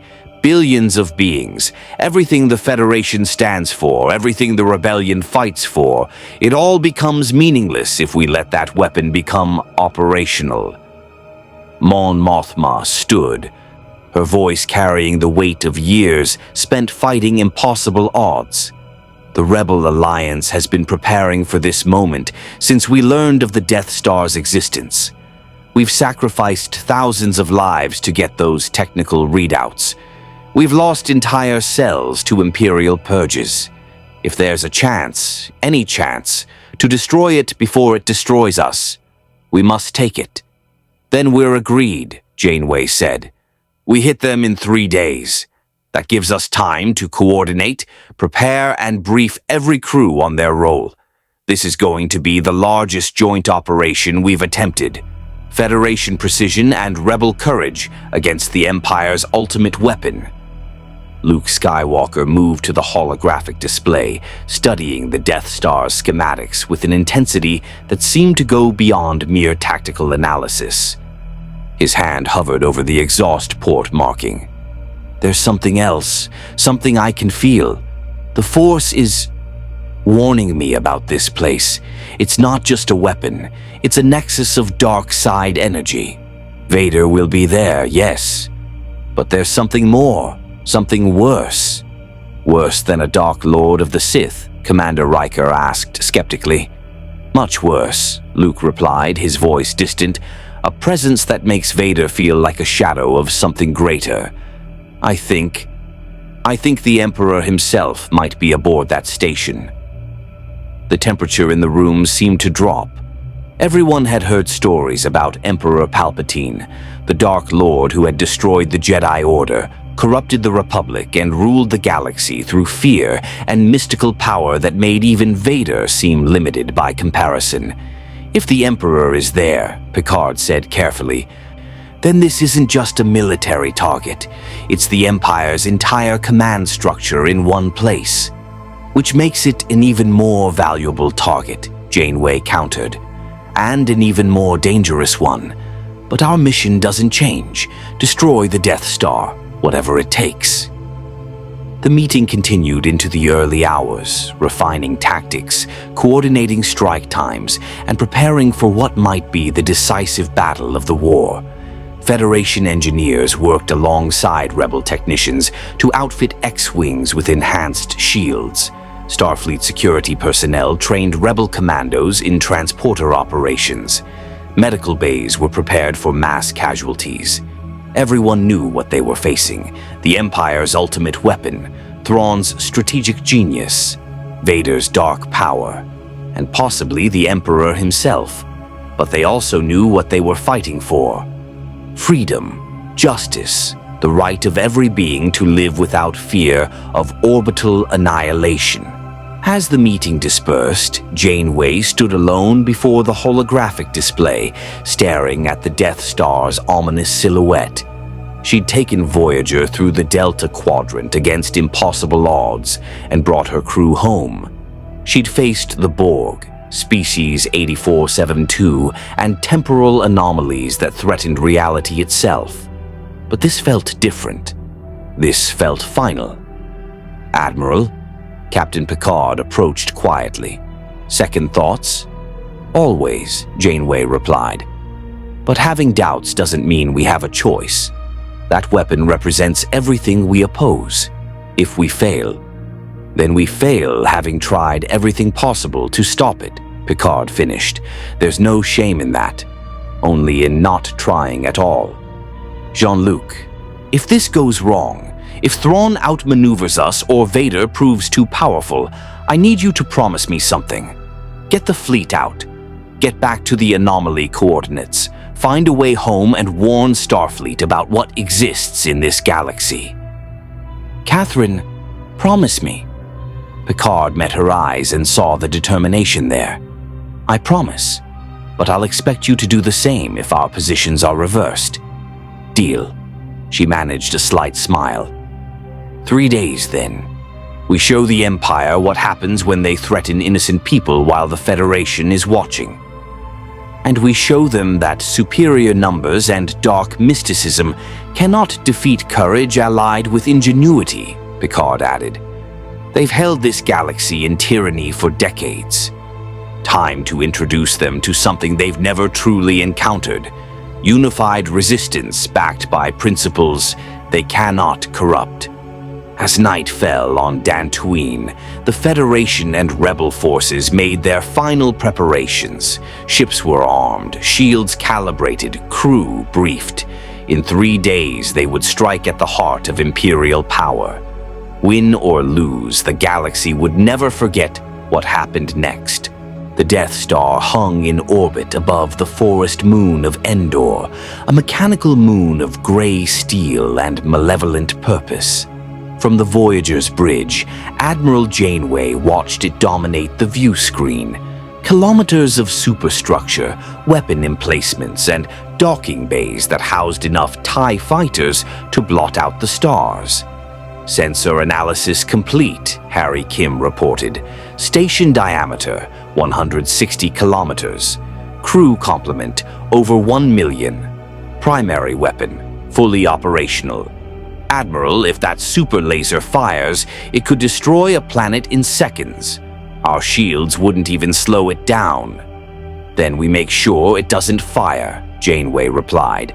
She opened fleet-wide communications. All ships, this is Admiral Janeway. Captain Picard's raids have drawn away approximately 60% of the Imperial fleet in this sector. But that still leaves formidable defenses around the Death Star. The Executor is in close orbit, along with 12 Star Destroyers and over 300 TIE fighter squadrons. Our objective is simple. Get close enough to transport torpedoes to the thermal exhaust port, trigger the chain reaction, and evacuate before the station explodes. Questions? Just one, Commander Skywalker transmitted from his X-Wing. What happens when Vader realizes we're here? We deal with it, Janeway said with more confidence than she felt. Red Squadron, you're our fighter escort. Keep those TIE fighters off our approach vector. Defiant, your point defense. Anything that gets through the X-Wings is yours. Voyager will handle the targeting and transport. Everyone clear? Acknowledgements came back from across the small strike force. 24 ships, 1 Federation starship, 1 Defiant-class escort, and 22 Rebel fighters, against a station that could destroy worlds and the most powerful warship in the Imperial fleet. Admiral, 7 of 9 said from her station, I am detecting a massive power buildup in the Death Star's primary weapon. They are targeting the moon. Endor. Janeway's blood ran cold. There's a rebel base on that moon. 3,000 personnel. They're going to demonstrate their weapon, Commander Chakotay finished grimly. Force us to watch while they commit genocide. Classic Thrawn tactics. No. Janeway's voice cut like steel. Helm, attack pattern Janeway Delta 7. Maximum impulse. All weapons target the Death Star's super laser focal point. We're going to interrupt that shot. Admiral. That means flying directly into the station's defensive fire, Chakotay warned. I know. Janeway gripped her command chair. But we didn't come to this galaxy to watch helplessly while innocents die. All ships follow us in. Now. The Voyager surged forward, her shields flaring as she accelerated toward the Death Star. The Imperial defenses reacted immediately. Turbo laser batteries opened fire from a dozen Star Destroyers, creating a web of deadly green energy that filled space between the Federation ship and her target. The Voyager's shields held, absorbing hit after hit that would have vaporized lesser vessels. Return fire from her phaser arrays carved through Imperial gun emplacements with surgical precision. But for every turret destroyed, 3 more acquired target lock. Shields down to 73%, Kim reported. Multiple hits along the dorsal hull. Shield generators are compensating, but we can't sustain this for long. Red Squadron, engage those Star Destroyers, Luke's voice crackled across the comm. Draw their fire for the rebellion. The X-Wings swept in, their proton torpedoes and laser cannons adding firepower to the desperate assault. TIE fighters swarmed to meet them, hundreds of eyeball-shaped craft filling space with their distinctive screaming engines and green laser fire. The battle became chaos. Rebel fighters danced through Imperial fire with desperate skill, their enhanced shields, gifted by Federation technology, allowing them to survive hits that would have killed them weeks ago. The Defiant hammered away at a Star Destroyer's bridge, her quantum torpedoes punching through Imperial shields with devastating effect.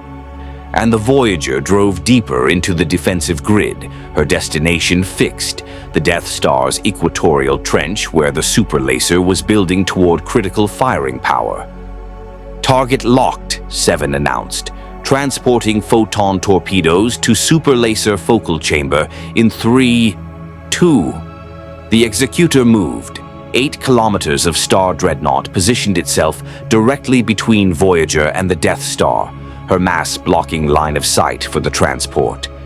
And on her bridge, Darth Vader reached out through the Force, feeling for the Federation vessel he could not quite touch, but whose crew blazed bright in the Force's current.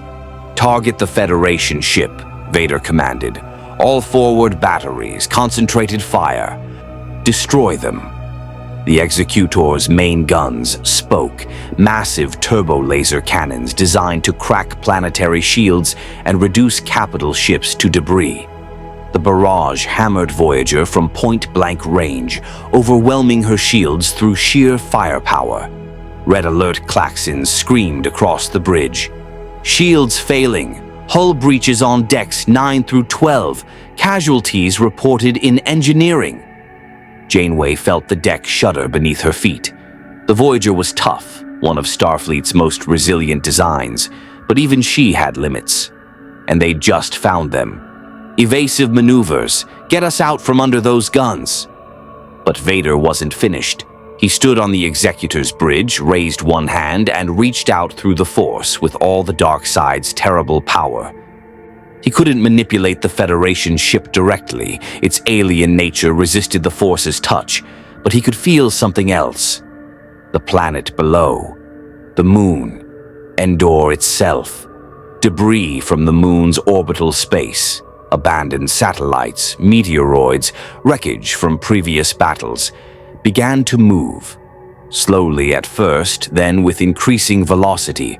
Dozens of objects, some the size of shuttles, accelerating toward the Voyager under telekinetic force that bypassed every physical law of motion. Incoming, Chakotay shouted. Debris field on collision course, not weapons fire. The objects are accelerating without propulsion. Vader, Janeway breathed. She'd heard about his power at Ryloth, felt it when he'd nearly choked her to death through a view screen. But this was moving asteroids through thought alone. The first impacts struck Voyager's weakened shields, then more and more. Each piece of debris hit with kinetic force that sensors couldn't predict because it was accelerating beyond natural orbital mechanics. Shields are gone, Kim reported. Hull breach is expanding. We've lost the port nacelle. Warp drive is offline. Admiral, Seven said with unnatural calm, we are dead in space. The Executor is positioning for killing shot. Recommend immediate evacuation. Janeway looked around her bridge, her crew, bloodied but unbowed, waiting for orders that might be the last she ever gave.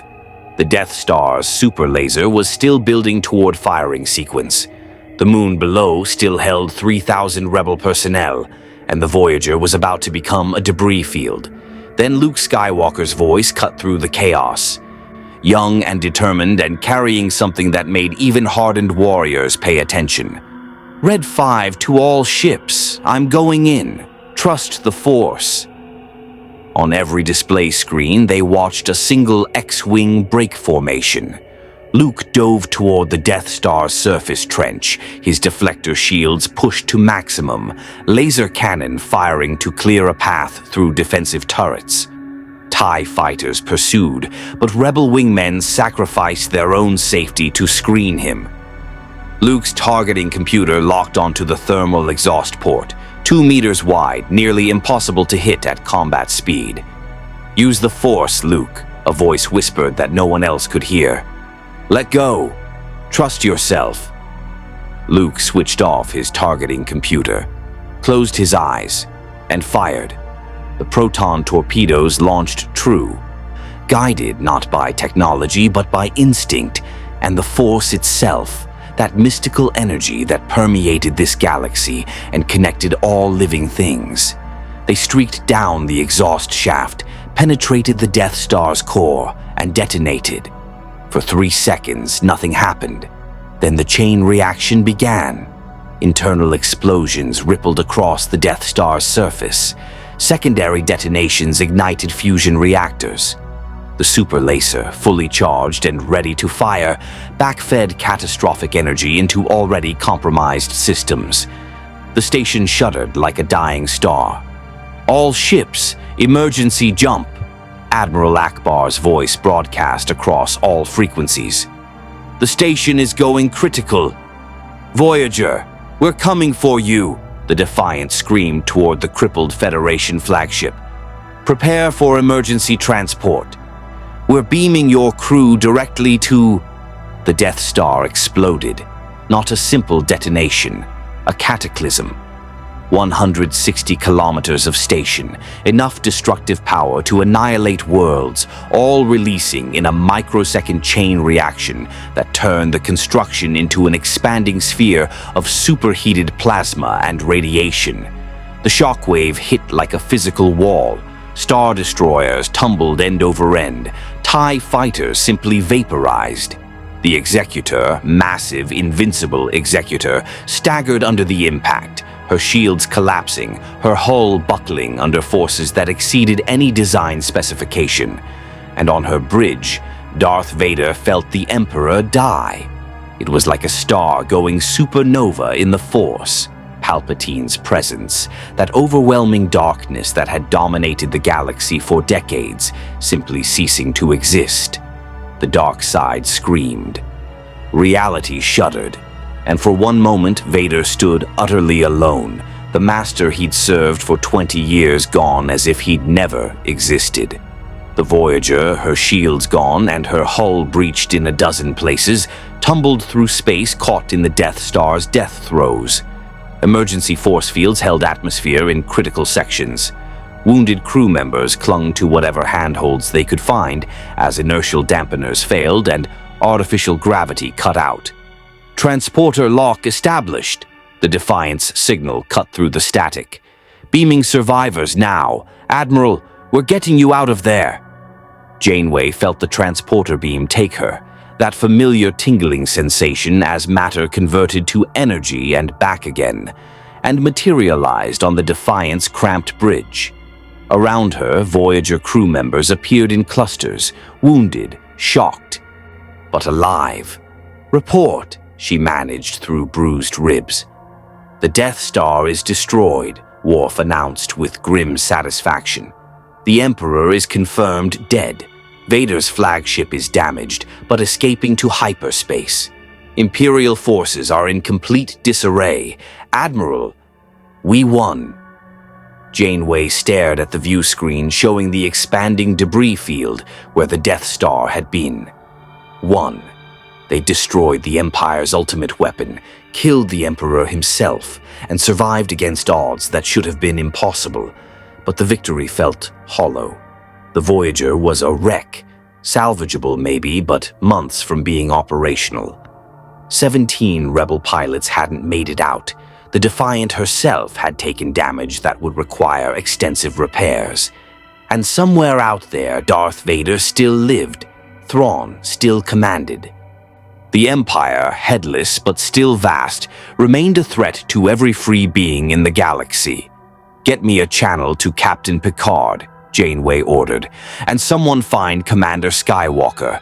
I want confirmation he survived that run."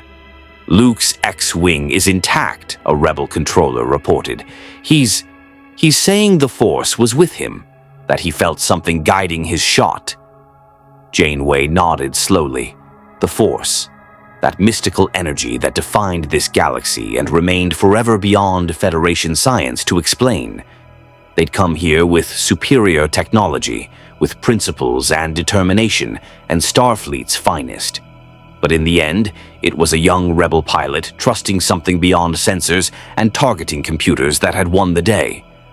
Maybe that was the real lesson of this galaxy, that some victories couldn't be calculated or engineered. That sometimes you had to trust in something greater than yourself, whether you called it the Force or simply hope. "Admiral," Chakotay appeared at her side, his uniform torn and bloodied. "What now? The Voyager's barely holding together. The fleet's scattered across 3 systems, and we just killed the Emperor of the galaxy we're stuck in." Janeway managed a tired smile. Now we finish what we started. The Empire is wounded, leaderless. This is the rebellion's best chance to strike, and we're going to help them see it through. We came to this galaxy to stop tyranny. That mission doesn't end just because we blew up their biggest toy. She looked at the faces around her, Starfleet officers and rebel personnel, exhausted and bloodied but unbowed. They'd crossed from one galaxy to another, declared war on an empire of trillions, fought alongside freedom fighters against impossible odds. And somehow, impossibly, they'd struck a blow that would echo across this galaxy for generations. The war wasn't over. The Empire would regroup. Thrawn would adapt. Vader would seek revenge. And the Federation fleet was battered, scattered, and cut off from home with no guarantee they'd ever see the Alpha Quadrant again. But they'd proven something today. That tyranny could be challenged, that superior numbers didn't guarantee victory, that a small group of determined people, whether from this galaxy or another, could change the course of history. "All ships," Janeway broadcast across the fleet channels. "This is Admiral Janeway.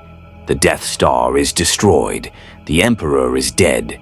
We've paid a heavy price, but we've given the rebellion something they desperately needed, proof that the Empire can be beaten. This is just the beginning. Regroup at the fallback coordinates, tend to your wounded, repair what can be repaired, and prepare for the long fight ahead, because we're not going home until this galaxy is free." Janeway out. As the scattered fleet began the long process of regrouping and recovery, Admiral Janeway stood on the Defiance Bridge and stared at the stars of an alien galaxy. They'd come here by accident, stayed by choice, fought because their principles demanded it. And now they were committed to seeing it through, whatever the cost. The Empire had underestimated them, thought superior numbers and dark mysticism would be enough. They'd learned otherwise today. But Janeway knew the real battles were still ahead. Thrawn hadn't been at the Death Star. He'd been elsewhere, learning from every engagement, adapting his strategies.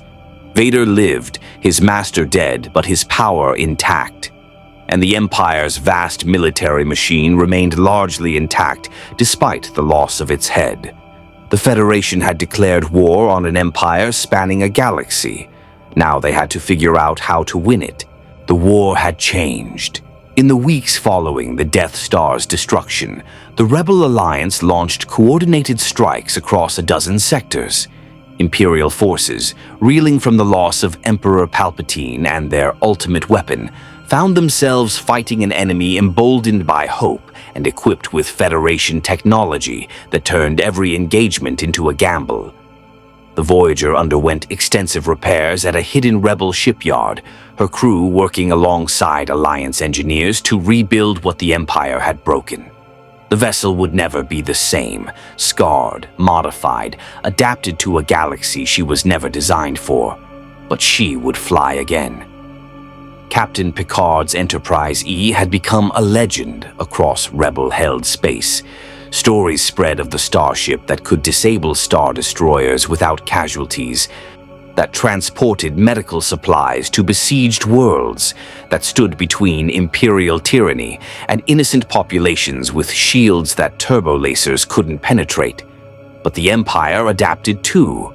Grand Admiral Thrawn studied every engagement, every tactic, every pattern. His strategic genius, combined with intimate knowledge of his enemy's psychological weaknesses, made him more dangerous than any Death Star. And Darth Vader, consumed by rage at his master's death and his own failure to prevent it, hunted Federation vessels with single-minded intensity that made even seasoned Starfleet officers nervous. The Federation task force remained cut off from the Alpha Quadrant. The anomaly had collapsed, and no new pathway home had been found. 60,000 Starfleet personnel were trapped in an alien galaxy, fighting a war that might never end, facing an enemy whose resources seemed inexhaustible. But they weren't fighting alone anymore. Admiral Janeway stood in the Rebel base's command center on Yavin 4, watching holographic displays show Federation ships coordinating with Rebel fleets across the galaxy. Starfleet medical personnel staffed Alliance hospitals. Federation engineers taught Rebel technicians how to replicate shield modifications. And slowly, painfully slowly, the balance was shifting. Mon Mothma approached, her expression weary but carrying something that had been absent months ago: hope. "Admiral, I've just received word from Captain Picard. His fleet liberated the Sullust system. The Empire retreated without orbital bombardment. They're afraid. For the first time in decades, they're actually afraid." Janeway nodded. "They should be, but Thrawn isn't afraid. He's planning, and Vader isn't afraid. He's angry. This war is far from over, Mon Mothma. We've won battles. The real fight is just beginning." "Perhaps," Mon Mothma agreed, "but we're not alone in that fight anymore. You came to our galaxy by accident. You stayed by choice. You declared war when you could have fled. The Federation has given us something more valuable than shield technology or advanced weapons. You've given us proof that tyranny can be challenged, that superior numbers don't guarantee victory, that principles are worth fighting for even against impossible odds." "That's what the Federation has always stood for," Janeway replied. "Exploration, peace, and justice. We came here seeking the unknown and found something worth fighting for. That doesn't change just because we're far from home." She looked at the holographic display showing the vastness of the galaxy, Imperial red slowly giving way to Rebel blue and Federation green, world by world, sector by sector. The war would be long, costly. There were no guarantees they would win, no promises that any of them would ever see home again. But they would keep fighting. Because that's what Starfleet did. That's what the Federation represented.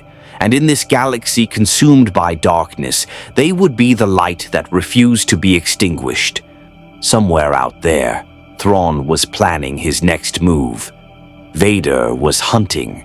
The Empire was regrouping, and the real test of whether the Federation's ideals could survive in this harsh galaxy was yet to come. But for now, on this day, the Death Star was destroyed, the Emperor was dead, and hope, that most dangerous weapon of all, burned bright across the stars. The United Federation of Planets had declared war on the Galactic Empire, and in the darkness of a galaxy far, far away, that declaration had become a promise. Freedom was coming, carried on ships from beyond the stars by people who refused to compromise their principles, even when surrounded by those who had none. The galaxy would never be the same. May the Force be with you. More stories await.